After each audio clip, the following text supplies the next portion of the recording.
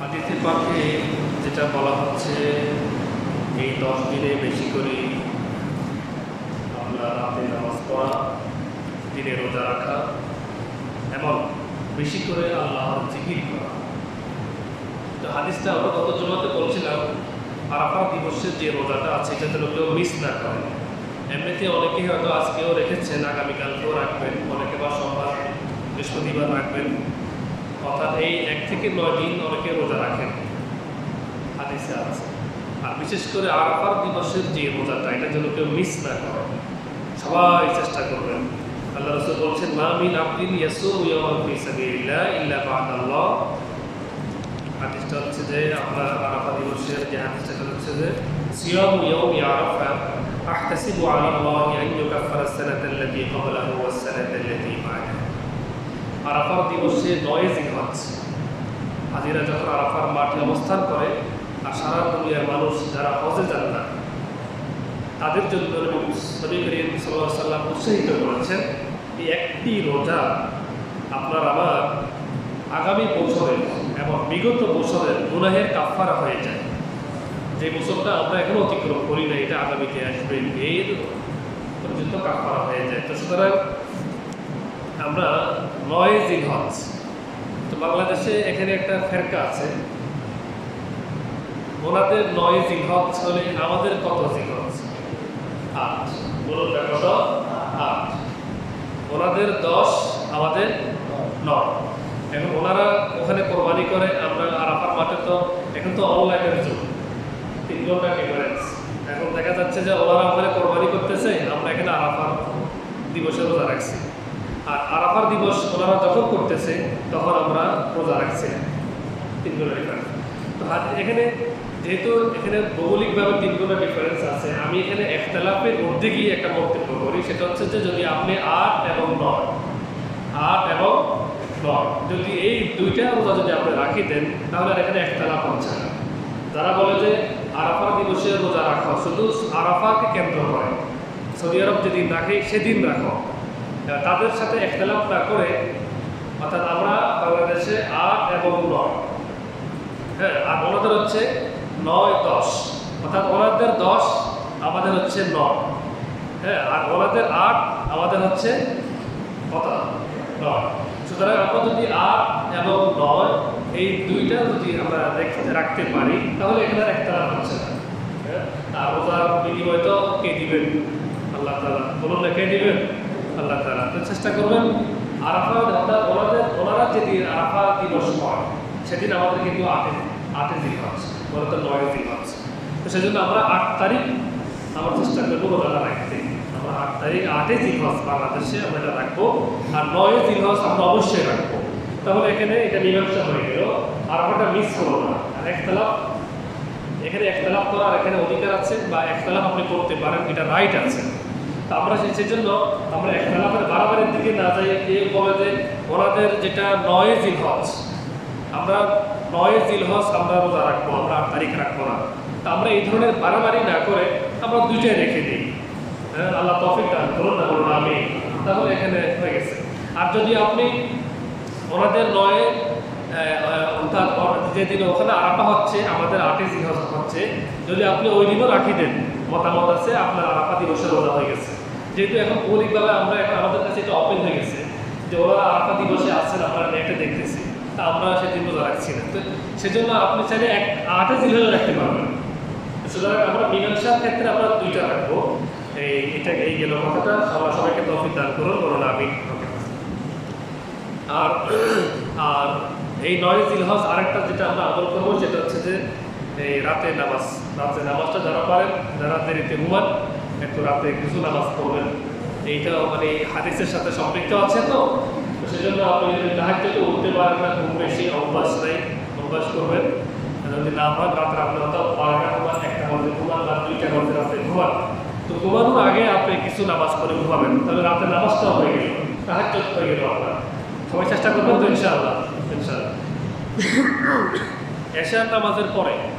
এশার নামাজের পরে আপনি যত নামাজ পড়বেন এগুলি তাহাজ্জুদের মধ্যে চলে যায়, মানে কিয়ামুল লাইল, তাহাজ্জুদের ভিতরে ঢুকে যায় যত নামাজ আপনি পড়বেন।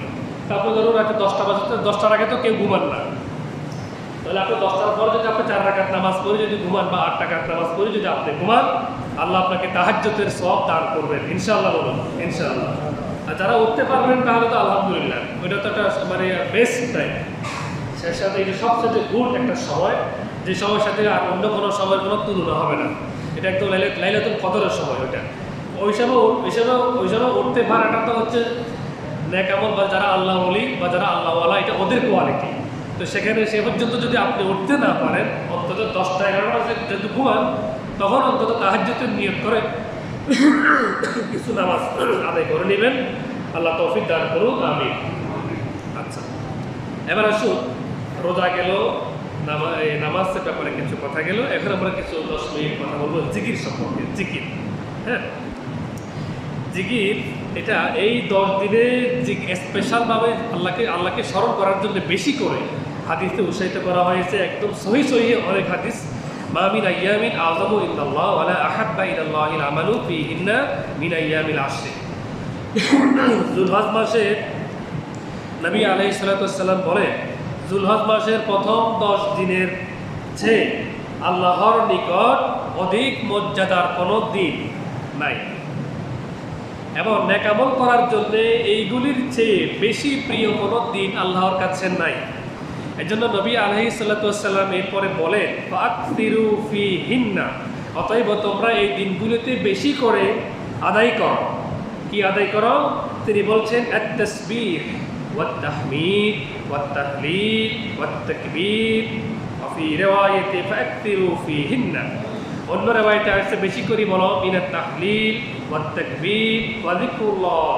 অর্থাৎ তাসবিহ মানে আমরা যেটা পড়ি সুবহানাল্লাহ, বলুন নাকি সুবহানাল্লাহ, সকলে বলুন কি সুবহানাল্লাহ। এটা আল্লাহ রাসূল এটা আমাদেরকে একবারে প্র্যাকটিক্যালি শিখিয়ে দিয়েছেন।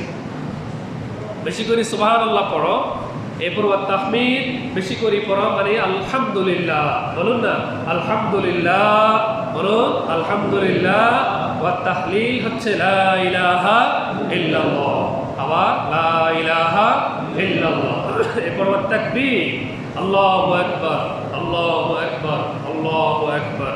আবার অন্য বর্ণনায় এসেছে তাহলিল লা ইলাহা ইল্লাল্লাহ বেশি করে পড়ো, ওয়াত তাকবীর মানে তাকবীর বেশি করে করা, ওয়া যিকরুল্লাহ আর বেশি করে আল্লাহর জিকির করা। তো জিকিরের তো অনেকগুলি আল্লাহ রাসূল আমাদেরকে শিখিয়েছেন। কোরআন এবং হাদিসে অনেকগুলি জিকির আছে, হাদিসে পাকে অনেকগুলি আছে। আপনি একটি জিকিরের বই নেবেন, হিসনুল মুসলিম সহ অন্য যে কোনো বই আপনি অনুসরণ করতে পারেন। সেখানে অনেকগুলি জিকির আপনি পাবেন, সেগুলি দিয়ে আপনি আল্লাহকে বেশি বেশি করে স্মরণ করবেন।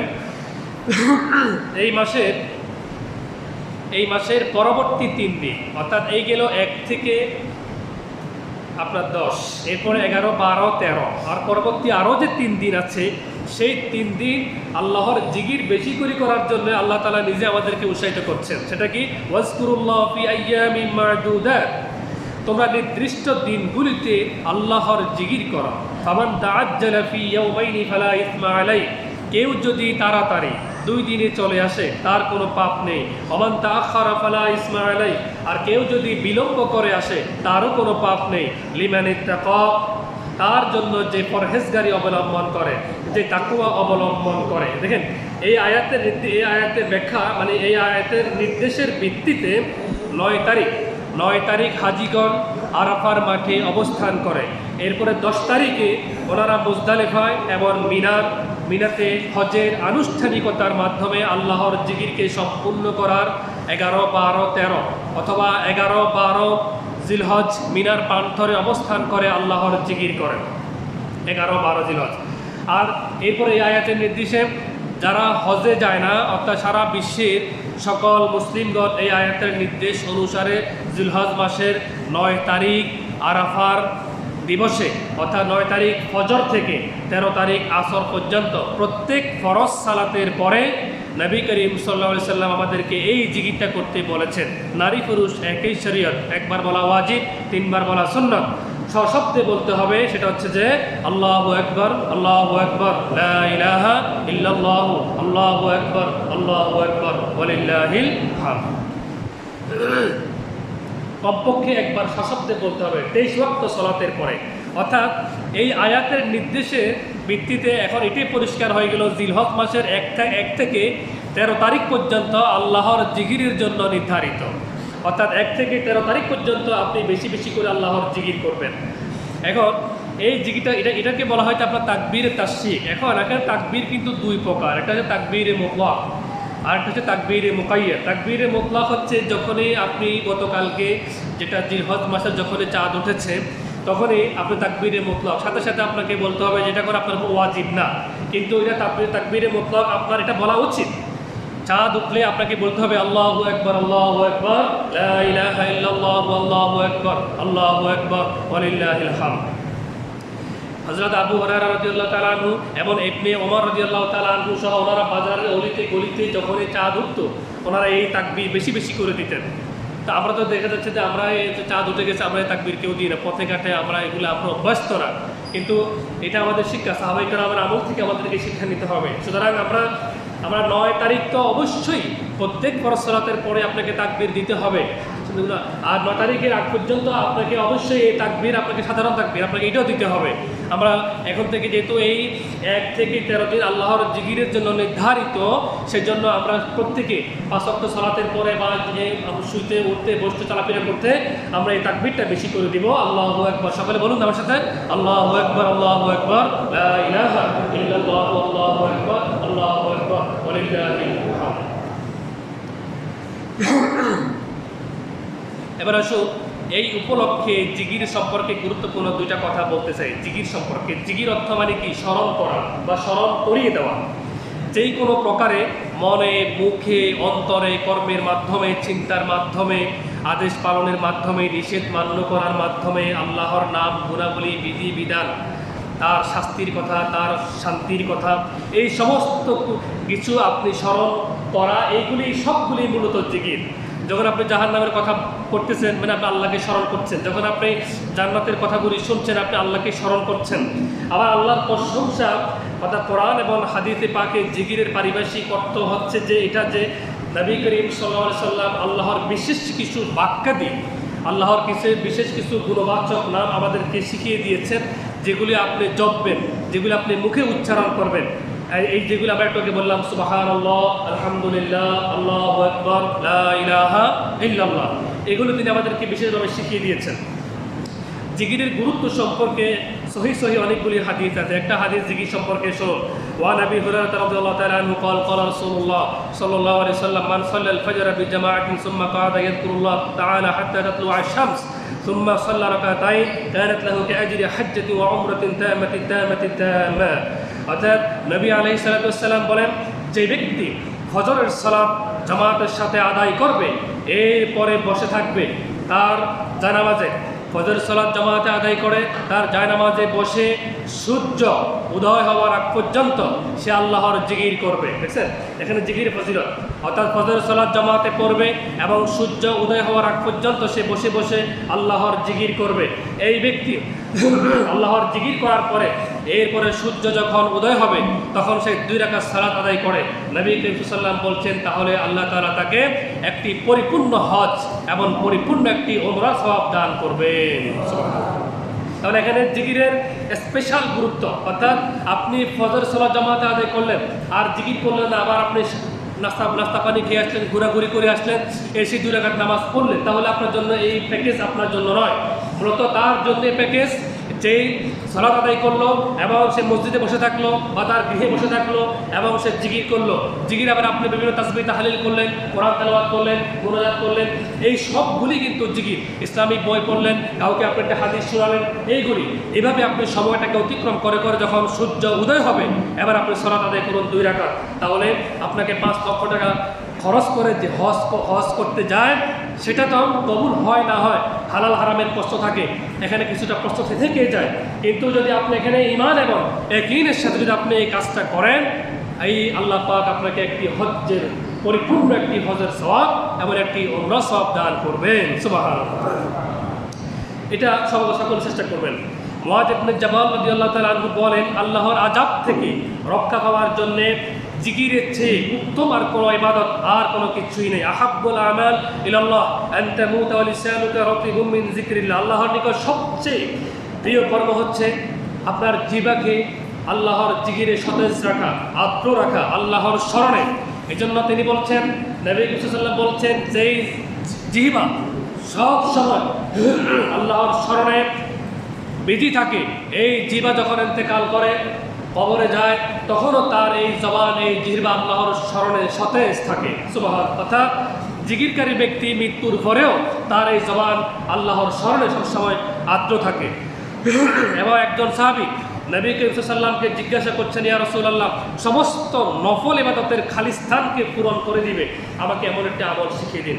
সমস্ত নফল ইবাদতের খালি জায়গাকে পূরণ করে দিবে। তিনি বলছেন, লা ইয়াজালু লিসানুকা রাতবাম মিন যিকরিল্লাহ।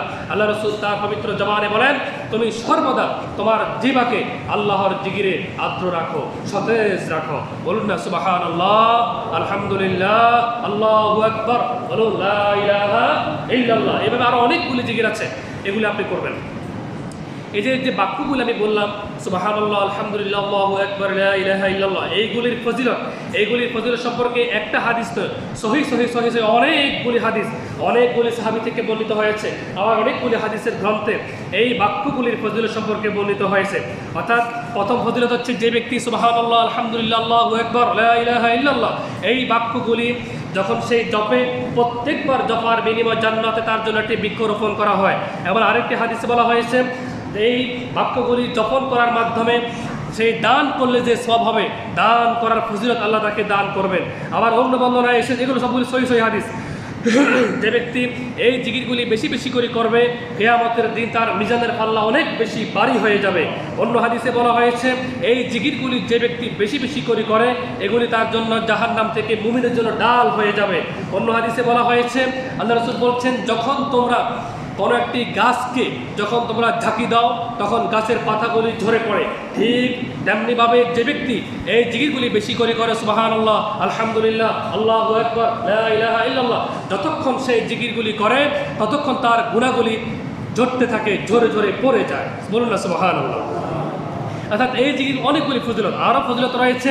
এই জিকিরগুলি যারা করবে, এগুলি কিন্তু আপনি একবার করলে পাচ্ছেন এতগুলি সওয়াব আল্লাহ আপনাকে দান করছেন এইগুলির বিনিময়। আবার বলা হচ্ছে যে এই জিকিরগুলির প্রত্যেকটা হরফের বিনিময় 10টি করে নেকি পাবেন। আবার আরেকটি বর্ণনা বলা হচ্ছে যে এগুলি প্রত্যেকটি বাক্যের বিনিময়ে আপনাকে 20টি করে সওয়াব দান করা হবে এবং 20টি গুনাহ মাফ হয়ে যাবে। আবার বলা হচ্ছে যে এই জিকিরগুলি বেশি বেশি করে করার কারণে আপনার মুনাফিকি থেকে আল্লাহ তাআলা আপনাকে চিরতরে মুক্তি দান করে, আপনাকে মুমিনের খাতায় আপনার নামকে লিপিবদ্ধ করে দিবেন। সুবহানাল্লাহ, সুবহানাল্লাহ। আসুন, এটা পবিত্র জিলহজ মাস, আজকে দ্বিতীয় জিলহজ মাস চলতেছে। আমরা এখন থেকে আগামী 1 থেকে 13 তারিখ 13 জিলহজ পর্যন্ত আমরা এই জিকিরগুলি বেশি বেশি করে 100 বার, 200 বার, 300 বার, 500 বার আমরা এগুলি আদায় করবো ইনশাআল্লাহ। এগুলি সবাই তো পারেন, আমার সাথে আরেকবার বলুন, সুবহানাল্লাহ, আলহামদুলিল্লাহ, আল্লাহু আকবার, লা ইলাহা ইল্লাল্লাহ। আর তাকবীরে তাশরিক যেটা বললাম, আল্লাহু আকবার, আল্লাহু আকবার, লা ইলাহা ইল্লাল্লাহ, আল্লাহু আকবার, ওয়া লিল্লাহিল হামদ। এবং আল্লাহ রাসূল বলছেন, লাম ইয়াতাসাহহার আহলুল জান্নাতি ইল্লা আলা সাআতিন মাররাত বিহিম লাম ইয়াযকুরুল্লাহ তাআলা ফিহা। নবী করিম সাল্লাল্লাহু আলাইহি ওয়াসাল্লাম বলছেন, মানুষ যখন জান্নাতে প্রবেশ করবে, জান্নাতের সকল অধিবাসীগণ কোনো কিছুর জন্য আফসোস করবে না। জান্নাতের সমস্ত অধিবাসীগণ শুধু জান্নাতে একটা বিষয়ে আফসোস করবে। সেটা কি? তারা আফসোস করবে দুনিয়াতে যে সময়গুলি আল্লাহর জিকির থেকে তারা গাফিল ছিল, আল্লাহর স্মরণ থেকে গাফিল ছিল, ওই সময়গুলির জন্য জান্নাতের অধিবাসীগণ জান্নাতে আফসোস করবে।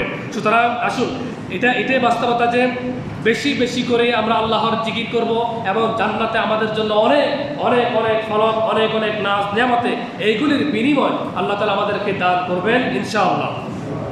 এমনিতে আপনি জানেন যে 5 ওয়াক্ত ফরজ সালাতের পরে আমরা সকলে কিছু জিকির করে থাকি, যেই জিকিরগুলি নবী করিম সাল্লাল্লাহু আলাইহি ওয়াসাল্লাম আমাদেরকে শিক্ষা দিয়েছেন। যখনই আপনি সব সময়, যতদিন আপনি বেঁচে থাকেন, যখনই আপনি 5 ওয়াক্ত ফরজ সালাত পড়বেন, সালাম ফিরাবেন, এরপর আপনি বলবেন একবার আল্লাহু আকবার। বলুন, কি বলবেন? আল্লাহু আকবার। সকলে বড় করে বলুন, কি বলবেন? আল্লাহু আকবার। এরপরে আপনি 3 বার বলবেন আস্তাগফিরুল্লাহ, আস্তাগফিরুল্লাহ, আস্তাগফিরুল্লাহ। এগুলি প্রত্যেক দিন, প্রত্যেক সালাতের পরে। এরপর আপনি বলবেন আল্লাহুম্মা আনতাস সালাম ওয়া মিনকাস সালাম তাবারাকতা ইয়া যাল জালালি ওয়াল ইকরাম। একবার এরপর আপনি বলবেন লা ইলাহা ইল্লাল্লাহ ওয়াহদাহু লা শারীকা লাহু লাহুল মুলকু ওয়া লাহুল হামদু ওয়া হুয়া আলা কুল্লি শাইইন কাদির আল্লাহুম্মা লা মানিয়া লিমা আতাইতা ওয়া লা মু'তিয়া লিমা মানা'তা ওয়া লা ইয়ানফা'ু যাল জাদ্দি মিনকাল জাদ্দু। একবার এরপর আপনি সুবহানাল্লাহ 33 বার, আলহামদুলিল্লাহ 33 বার, আল্লাহু আকবার 33 বার আপনি যোগ করবেন লা ইলাহা ইল্লাল্লাহ ওয়াহদাহু লা শারীকা লাহু লাহুল মুলকু ওয়া লাহুল হামদু ওয়া হুয়া আলা কুল্লি শাইইন কাদির। একবার মোট 100 বার। এভাবে আপনি প্রত্যেক সালাতে এই জিকিরগুলি করবেন। আরো অনেকগুলি জিকির রয়েছে, যেমন আল্লাহুম্মা আজরিনি মিনান নার 3 বার, আল্লাহুম্মা ইন্নী আসআলুকাল জান্নাতা 3 বার। যে ব্যক্তি, হাদিসে বলা হচ্ছে, যে ব্যক্তি সকাল সন্ধ্যা আল্লাহুম্মা আজরিনি 3 বার বলে, হে আল্লাহ আমাকে জাহান্নাম থেকে মুক্তি দিন, হে আল্লাহ আমাকে জাহান্নাম থেকে মুক্তি দিন, তখন জাহান্নাম পাল্টা আল্লাহর কাছে বলে, আল্লাহ আপনার এই বান্দা জাহান্নাম থেকে বাঁচতে চায়, দয়া করে আপনি তাকে জাহান্নাম থেকে বাঁচিয়ে দিন। সুবহানাল্লাহ।